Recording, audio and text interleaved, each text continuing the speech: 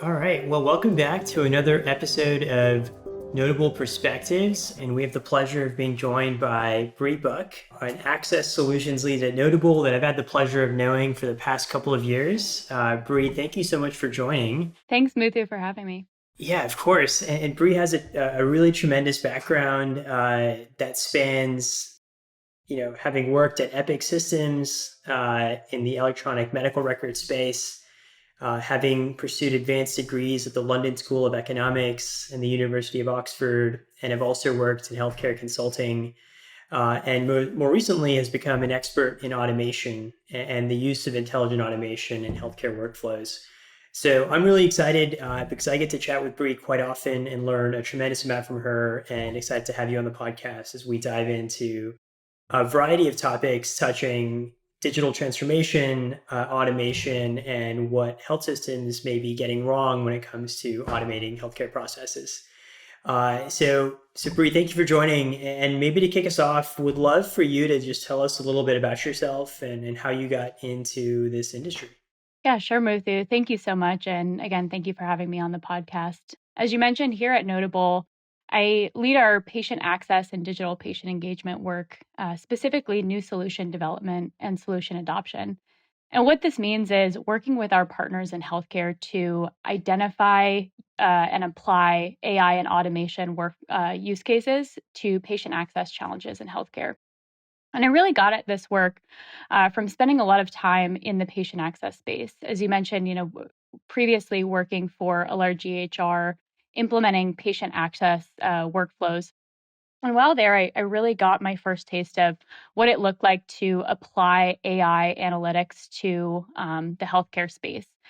Really worked closely to launch some of our first predictive analytics models there, and saw some of the pitfalls that existed as organizations tried to enact digital transformation strategies and digital front door through the COVID-19 pandemic, and really came to see some frustrations with the current tech stack available and current solutions, and really from there found some of these newer technologies, some of these newer conversations around automation and AI, and came to see them as a way we can make substantive changes in the industry and in patient access overall. Yeah, fantastic. And like you touched on, really diverse set of perspectives that you bring to the table from economics and policy and technology, as well as, of course, healthcare. So excited to dive into all of that today. You mentioned at the end there that technology can be used to bring substantive changes and improvements to the way we do things. So, would love to just begin by hearing a question that's talked about often, which is, what do you think, some of the biggest challenges in healthcare are today, and how would you describe them? Yeah. Muthi, I think we have our kind of pick from the amount of challenges that are often discussed and sort of pervasive in the healthcare space. I'd say there's kind of a report coming out every other week of not achieving the outcomes we want to in our healthcare system, excess spending and waste. Recently saw, I think, about a third of all spending is wasted or additional care that's unneeded, and issues in medical care being now the third leading cause of death. That said, I'm really laser focused on two issues right now, and they are, how do patients access care, and then how do providers get paid for that care? And even within both of those, we could talk about equity of care access across different patient populations, and right patient to right doctor, right provider matching, and even the amount of kind of manual work or humans required to get a bill out the door and make sure that bill is accurate. But even beyond that, something that I spend a lot of time thinking about is, why are we not getting better, right? Even in my training in economics and policy, we spend a lot of times looking at these questions, and they haven't gone away. And so there's this kind of pervasive question of, why are we pouring money, pouring effort, pouring resources into this, but not necessarily seeing the outcomes we'd expect? And for me, I think technology digital tools really have been on the scene for a while and have the promise to help move the needle in some of these issues, but haven't quite lived up to their promises quite yet. Yeah, I think that's totally true. We've seen, a whole host of digital technologies. Some would call it maybe even a graveyard of digital technologies over the last 2 decades that have come and gone, many unsuccessfully. And even AI and machine learning has probably not lived up to its promise to date. Mm-hmm. So, why do you think that is? Why do you think digital technology has failed to, meet its expectation in the last 20, 25 years? Yeah, it's a broad question. I think we could look at different aspects of technology. We could look at AI, automation. I think in general, what we know about healthcare is that it's inherently decentralized. There's a lot of different workflows, different types of care. And so we almost need technical tools that can match the complexity of patients to providers, right? And care as unique as the individuals who are using that care. That said, I think there's a couple things about healthcare that have made it particularly difficult. I saw a stat recently that healthcare is only ahead of construction in terms of industries that have adopted AI, right? Meaning every other industry has more adoption of these kind of novel technologies than healthcare, except for the construction industry, right? And this, kind of begs the question. There's so many cases out there that would make sense. For me, I think there's a couple. One of which is what I kind of think of as the NGO effect or the public good effect, which is we have this idea that healthcare and specifically healthcare access is inherently something worth investing in, that we don't necessarily hold it to a high standard of outcomes, right? We don't necessarily measure on the back end, are we getting patients in at the rate we need to? Are we keeping patients in the system? And the dollars that are funneled in are not necessarily held to the same standard of, are they achieving the outcomes we want to see? I think the second case is oftentimes, something I think of maybe the DMV effect, right? We have a consumer population that need this service, and sometimes there's competition for those patients, but oftentimes there's kind of one group that can take care of their needs or see them in a geographic location. And in that case, we sort of expect this patient is going to have to navigate our system regardless. And so we sort of fit the person to the technology as opposed to the technology to the person. And lastly, I think we've, historically had very different tech stack per organization. So it makes it hard when we're dealing with this decentralization and destandardization to really adopt and apply technology appropriately. I think sometimes, with the case of AI coming in, I think 10 years ago it was AI is going to replace radiologists. Well, looking at MRIs or mammogram results, and we still have people going through training to become radiologists. That said, we can use AI to actually lower the time it takes to review these charts. And we need to switch from saying, okay, this technology is going to replace a workflow to how is it going to enhance, augment, or improve a workflow alongside the humans that are, currently doing these tasks. Yeah, that's great. I really love that analysis. And so what I'm hearing is, one, there's an inherent decentralization or diversity of underlying workflows that makes it hard for one size fits all technology to be effective. And so the way you schedule a patient for this specialty on the acute setting is different than the way you schedule them for a different specialty in the acute setting is different than the ambulatory setting. And so trying to solve this problem at a high level isn't really possible. And you have to either enable configuration or create a multitude of solutions, which I think is a really good way to look at it. I also love the NGO and DMV effect concepts. I haven't heard that before, and I think it's very true. And so you're describing the DMV effect as not having to improve your process because you sort of own that geography. And then the NGO effect as even if you improve the process, most people aren't tracking the outcomes because you're just proud enough that you did something or that you're proud enough Correct. that you improved the process. And so you're sort of, there's sort of a double bind there where you've got no incentive to improve the process. And even if you do, you're not really tracking the outcome. And I think that's a really nice summary of kind of how we've landed where we are. And Muthu, one kind of comment off that, I think, I had a first in my career this past year where when talking to a group about, their patient access, they actually gave me an example from a DMV experience that they wanted to bring into healthcare. And that was the first time that healthcare has been below the DMV in terms of, setting the bar for customer experience. So that has really, really stuck with me since that conversation. Yeah, and as we look at the NGO or nonprofit sector, there's huge movements there. Effective altruism is one of them to help improve the efficacy of dollars spent on what we consider public good or societal goods. And I'd love to see that movement come to healthcare and specifically patient access. I think when we there's an economic term of luxury versus normal goods. And the idea is, as a society as a whole has more excess capital, the spending on normal goods stays the same, but the rate of spending on luxury goods goes up.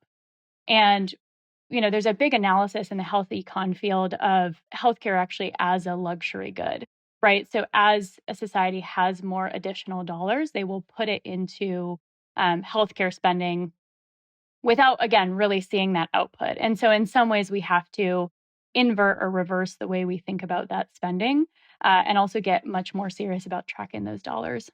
Yeah, the effective altruism movement is a really good parallel. So for any of our listeners that maybe aren't as close to this, I'm by no means an expert, but it's the idea that you can actually study the effect of each dollar, and altruism or donations can be guided in a way that they're solving problems that have the biggest impact on qualities or quality adjusted life years, and so donating money for malaria prevention nets or intestinal deworming turns out to be a much higher sort of ROI than donating money for certain types of disease research. But the core concept there is whenever you're spending money on something, you've got to be laser focused on the outcomes and what that dollar turns into, whether it's altruistic in nature or towards healthcare. So I like that parallel a lot.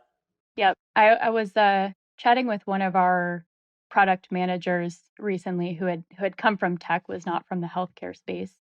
And she said it's a joke among the, kind of tech folks that come on to our company that they say, healthcare systems are on razor thin margins. Payers are, on razor thin margins. Patients are overpaying. Where is the money in healthcare? Where is it going?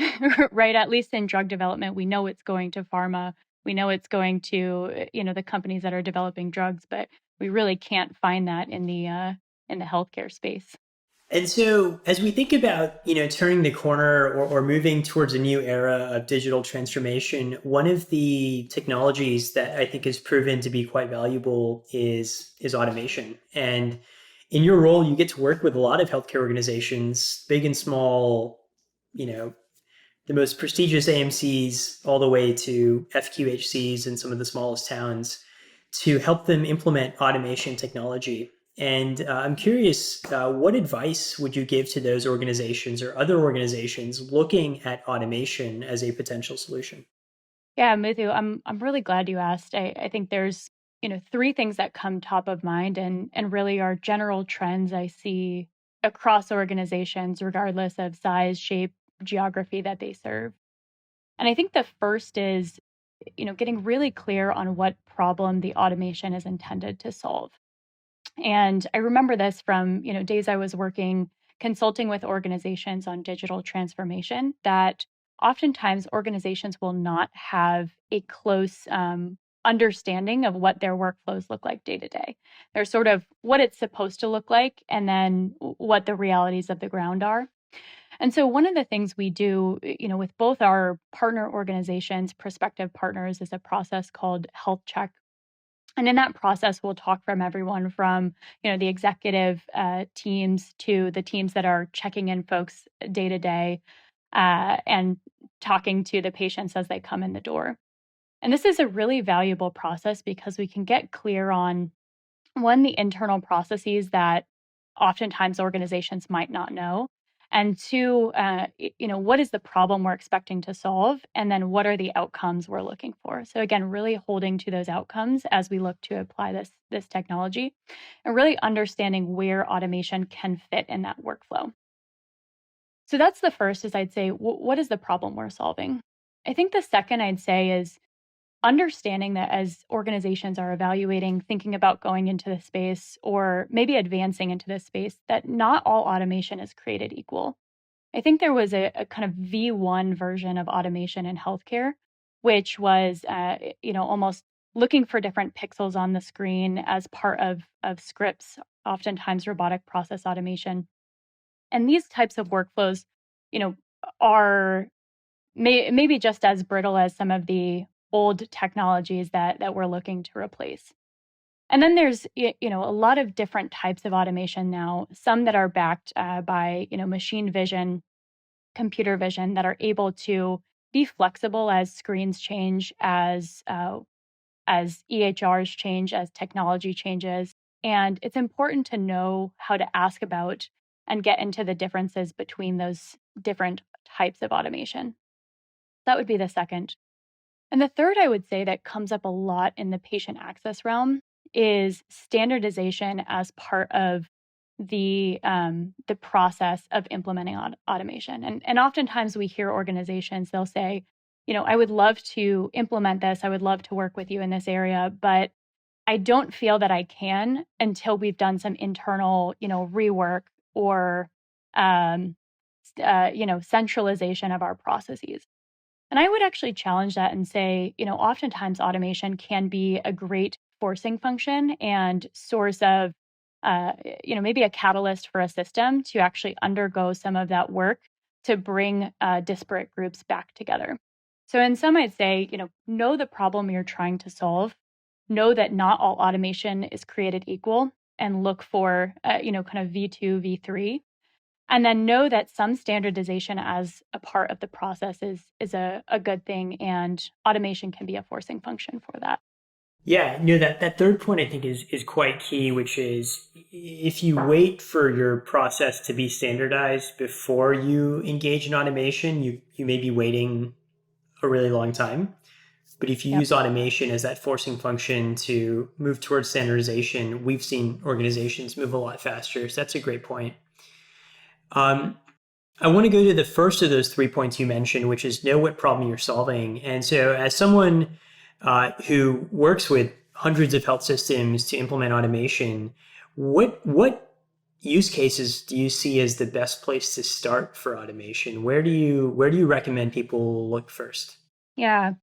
So as we mentioned, I'm biased because I spend a lot of my time thinking about the patient access parts of things, and really understanding how automation can help patients access care. That said, I think there's a few kind of key areas that I'd call out that are helpful when you're looking for what to automate. And the first would be kind of two core buckets, one being unseen manual work. So places that, you have open job recs constantly. You're often hiring for those roles, you're training, maybe there's high attrition there. And then the second would be places that there would be, manual work occurring, but there's not even enough kind of staff to work that workflow. And let me give you an example of both. I think in the first one, we often see something like digital registration, right? Or check-in being an example where there's often open recs, high attrition, and that's something that we can easily automate, distill down, and then augment with digital technologies. And the second, I would say, always follow the work queues, right? There's always a work queue or a work list somewhere that has really high volume. We see it in orders, we see it in referrals, we see it in prior auths. And oftentimes that is a place that is, work on this when you have time. But what that attributes to is patients are not coming in for care soon enough. They're missing follow-up care. And oftentimes, anywhere there's a work queue, there's a trigger that we can, send an automation and help a patient to act on their care. And then maybe the last one I'll add in is anywhere you have multiple systems that don't talk to each other, because in healthcare we often take a human band-aid and put them between two different disparate systems, and that's another great use case for automation where it can ease the flow of information without needing to take another FTE or staff member.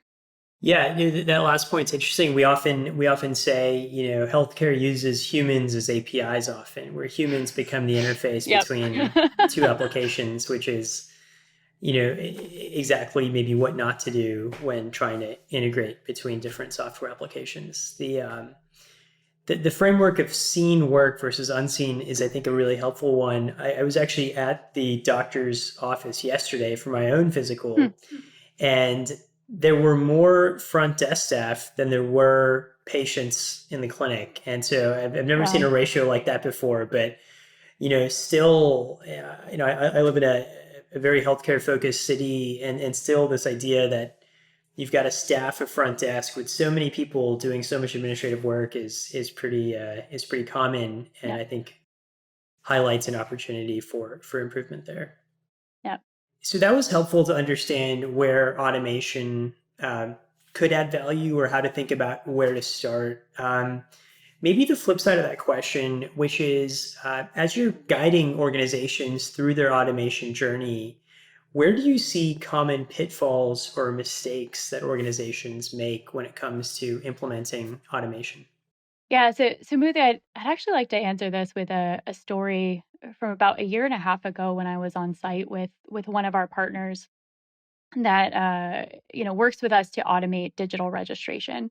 And I was there helping out with some deployment as well as some time studies really to track the value of the technology we had rolled out. And I sat with two front desk representatives, one who had been there 15 years, kind of, a decade before we rolled out the technology, and one who had started about 2 months ago with the technology already rolled out. And I asked them both, in addition to kind of seeing how long the workflow took, hey, to the one who had been there 15 years, does this save you time? And she looked at me and she said, not really. I see the note, I see the indicator that the patient's completed this, but I still, do the same thing I would do regardless of if a patient's digitally checked in or not. And then I turned to the second one who had been there 2 months, and had kind of come into this world knowing the digital registration was live, was there. And I asked her, does this save you time? And she looked at me and she said, yeah, if I see that indicator on the department appointments report, I verify, I look over the information, and then I just send the patient on. And that really crystallized for me one of the common pitfalls of not seeing the benefits of automation is teaching staff what not to do. Or maybe put another way, teaching staff how to interact with automation and see themselves as the gut check, the kind of human analysis to make sure that what is there is correct, but to not go ahead and do the same work. And so in some ways, we're having to unlearn some of that muscle memory, and that's at the individual level. And I think the second lesson I took away was, we need to continue to give people insight and autonomy into where the automations are augmenting their work. And in this example, right, that second registrar was looking at that list and saying, oh, okay, I can see exactly what has been changed and don't even really need to go into the chart. So in sum, I think the first I'd mention is teaching staff what not to do, right? Or learning the work that no longer needs to be done. And two is giving people the insight and autonomy over how the automations are affecting their work and where there's work that no longer needs to be done, but they can still supervise and feel in control over the end result. Yeah, it sounds so obvious, but it's a good point that automation is only beneficial insofar as you sort of let it do the work for you, and you don't sort of duplicate the work anyway. So as you said, knowing what not to do is I think crucially important, and can feel jarring at first, I imagine, for someone who's Hmm. done, who's scanned the same insurance card 100 times a day for 15 years, and then suddenly to be told that you don't have to do that anymore. Usually good news, Hmm. but can take some time to untrain maybe that behavior. um, Great. I want to pull on this automation thread a little more in that, I think we've all seen the headlines in the last 6 months about health systems and operating losses and, either shrinking patient volume or increasing costs, and just being under a lot of financial pressure. And so if you put yourself in the shoes of a health system executive, how do you justify paying for new technology or investing in automation when you're already sort of operating perhaps at a loss and are under significant financial pressure? How do you justify that or make that case to yourself? Yeah, well, first, Muthu, I think tremendous empathy for all that are in this situation. Again, reading an article a day on the kind of precarious financial situation coming out of COVID, and I think because of that, there's often a view in healthcare of don't rock the boat, don't add additional costs.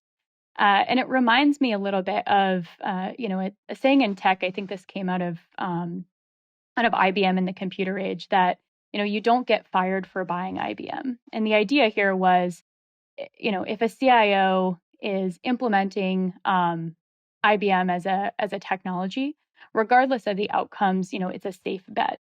And I think in healthcare, we sort of attribute that mentality to EHR first, right? I have these technologies, I have these tools, and if I go with that as my strategy, I can't lose, right? Even with everything going on around me, that is kind of the safe path as we try to navigate these waters. But I think there's a hidden cost that comes with this mentality, and oftentimes it's hidden costs of needing to staff up an organization's own IT teams, needing additional hardware, long times for rollouts, and ultimately the outcomes that need to occur for a healthcare executive to increase margins, increase net new growth, and maintain patient loyalty are not possible with the current technology stack. So, for instance, I hear a lot, I need to grow my patient volumes and my revenues. The way I would traditionally do this is investing in my EHR and getting more headcount, but I'm not getting more staff to do it.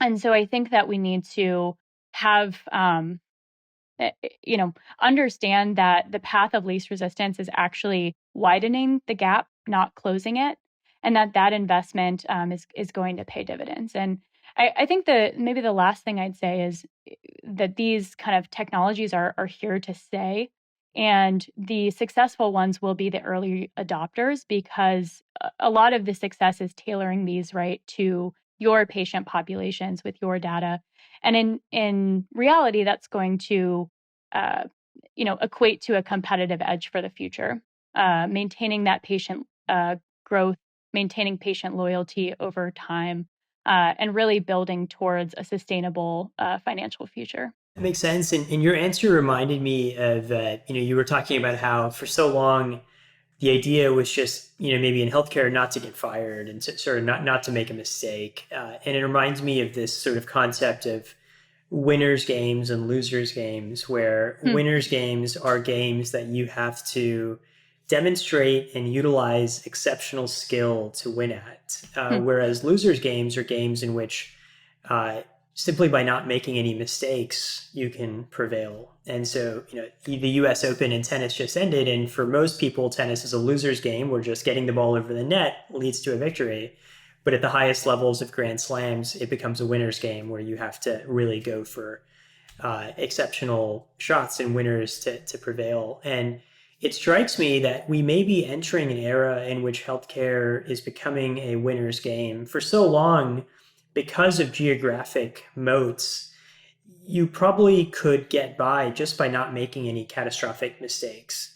But as we have more, you know, remote and virtual options, plus the Mm-hmm. entrance of new competitors like Amazon Exactly. and pharmacies, I don't think it's as easy as just not making mistakes. I think it becomes a winner's game where you've got to actually, demonstrate phenomenal patient experience, phenomenal convenience, in order to win patients and sort of maintain that brand and that edge.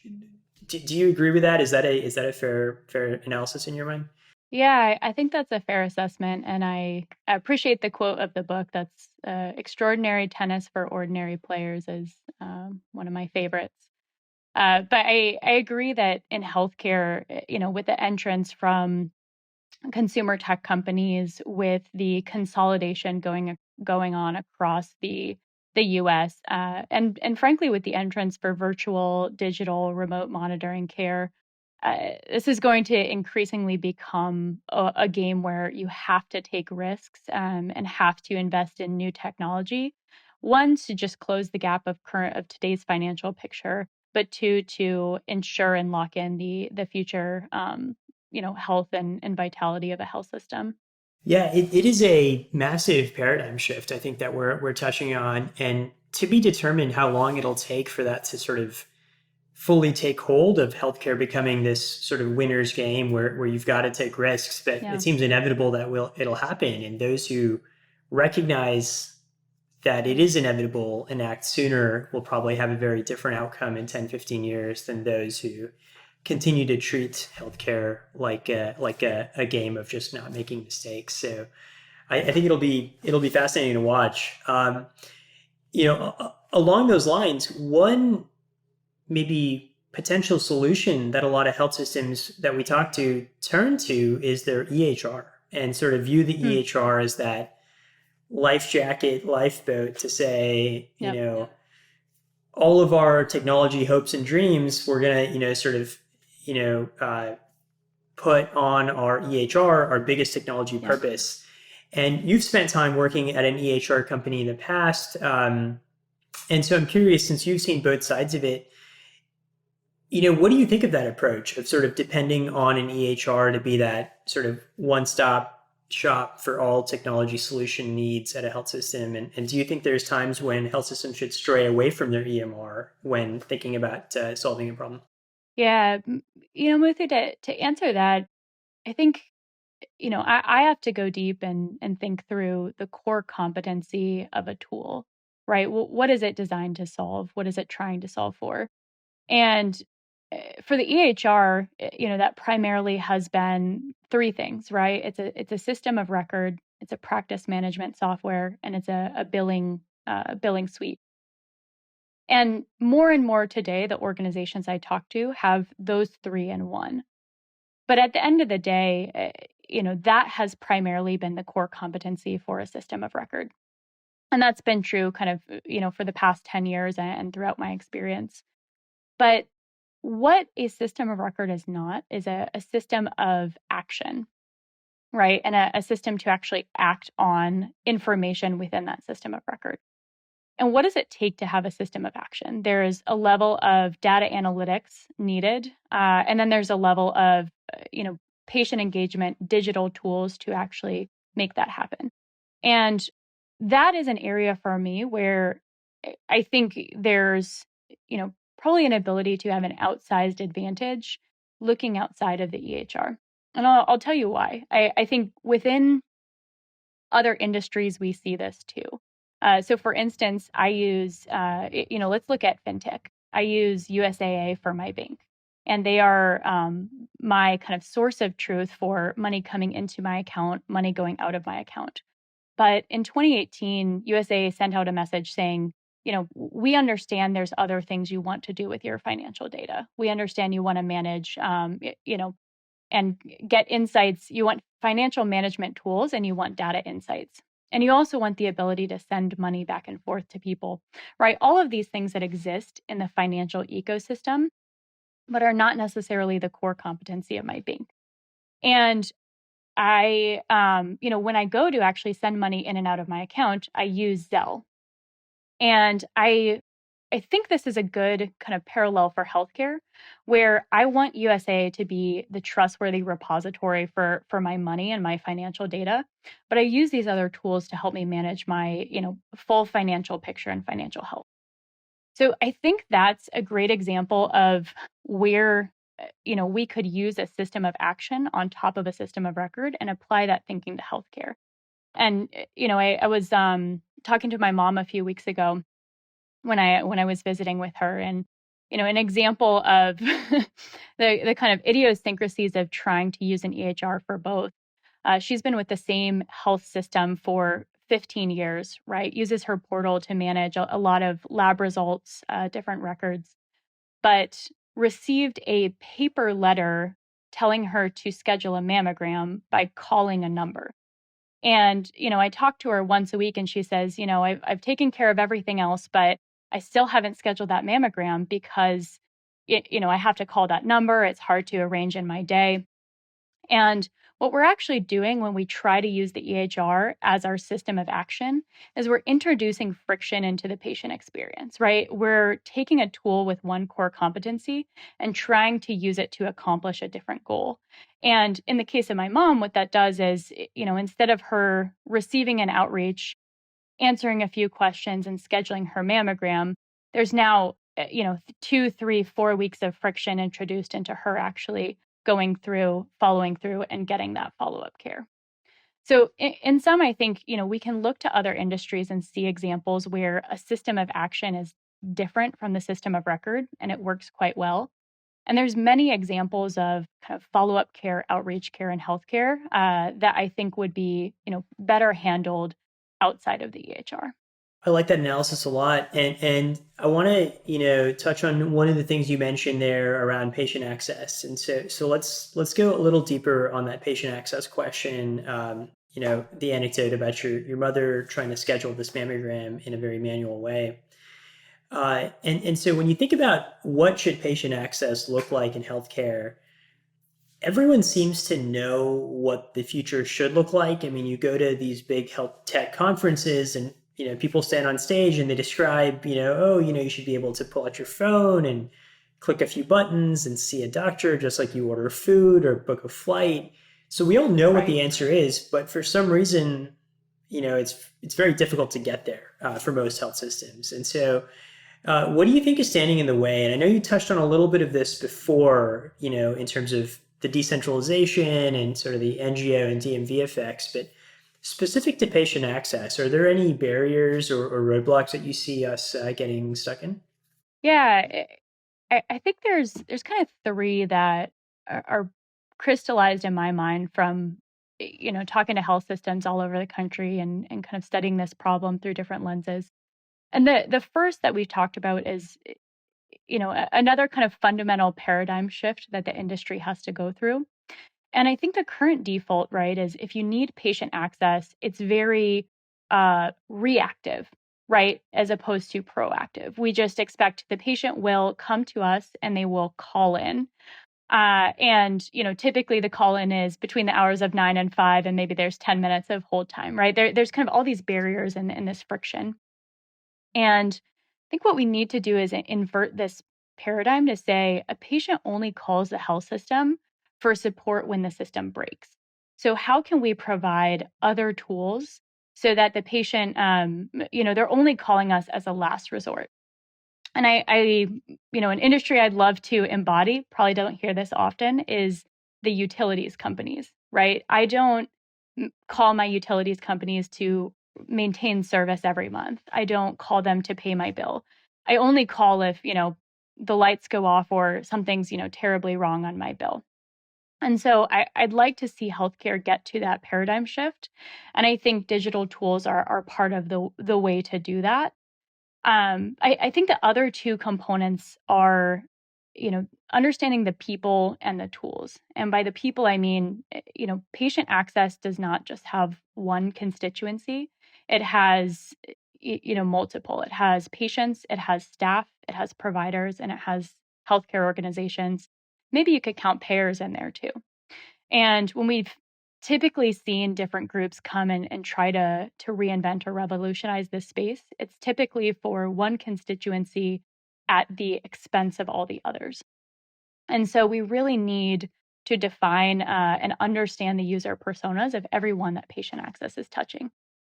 And I think the last, as I mentioned, is we typically have had tech tools that aren't sophisticated enough to capture the nuance of, person to care that, differences that exist within healthcare. And so I think we also need to get better at introducing new technology thoughtfully and with human, kind of intervention and autonomy alongside of it to really make progress on these barriers. So I'd say the paradigm shift, understanding the different constituencies, and again, taking a look at the tools we use. Yeah, makes sense. That's great. And maybe the last question while we have you is around artificial intelligence and machine learning, which we haven't touched on as much so far. We've talked mostly about automation, and the two are of course different in many ways. And this is a really exciting time in history for AI, where platforms like or techniques like stable diffusion have allowed us to turn text into brilliant images that are just magical in their appearance and effectiveness. And so I'm curious to hear from you where you see artificial intelligence and machine learning playing a difference in healthcare moving forward, and if there's any kind of particular areas that you're most excited about. Yeah, Muthu, I'd say I think, as I mentioned, a lot of these problems have been, only solvable maybe 30% with the current tech stack, but I see a lot of promise in the AI ML world to really help us move the needle on, more sophisticated patient and provider matching, symptom to visit type matching, allocation of visit types on templates. I think all of these things that we have been managing largely manually in the patient access space. And I think in order for those to be successful, we need to have efficiency of patient to provider match, allow for doctors, providers, staff to maintain control over their schedules, something that historically has been either it's completely decentralized or you have complete control, or everything is open and the patients can access anything. And then we have, multiple kind of issues with running a template with visit type efficiency. And so I think we need to find something in the middle for that. I think AI and ML have a lot of, abilities, but again, we need to look beyond maybe V1, which is things like, static decision trees or basic chatbots, and really say, how can we use kind of machine learning systems that take knowledge from a patient's workflow or interaction seeking care, from what they put in as the symptom to what the provider writes in the note to what the outcome of the visit is, and then have a feedback loop kind of pulling that back into the next patient who comes in and looks for care and how we direct them to care. I think maybe a second one I'll mention as we wrap up is using something like fuzzy logic or fuzzy mapping. And one example I hear a lot when talking to specialty groups is, everyone tells us we have an access issue, right? They'll try to see a provider. The schedule is booked out for 6 months. But, if a human is looking at it, what they know with that result is maybe that doctor works with 6 APPs and one other provider, any of whom could see the patient, and one of whom is actually 5 miles away and could see them next Tuesday, right? So we have providers with specialties that actually match that patient's symptoms, but because of the technology tools we're using and how we're using, scheduling software today, it looks like an access constraint. And so these are places where I think ML can say, okay, we know that providers booked out for 6 months. Here's 5 other options. And the more we can start to use things like that to guide patient access, the more we can move the needle on, efficiency, effectiveness, and truly patient and provider satisfaction as well. Great. Well, thank you, Bri, so much for joining us today. I really enjoyed the conversation and the opportunity to talk healthcare, but also to touch on construction and fintech and utilities and even tennis. So always a good conversation when we can cover that much ground. But thank you again for joining us and for your time. Thanks, Muthu. It was great chatting with you.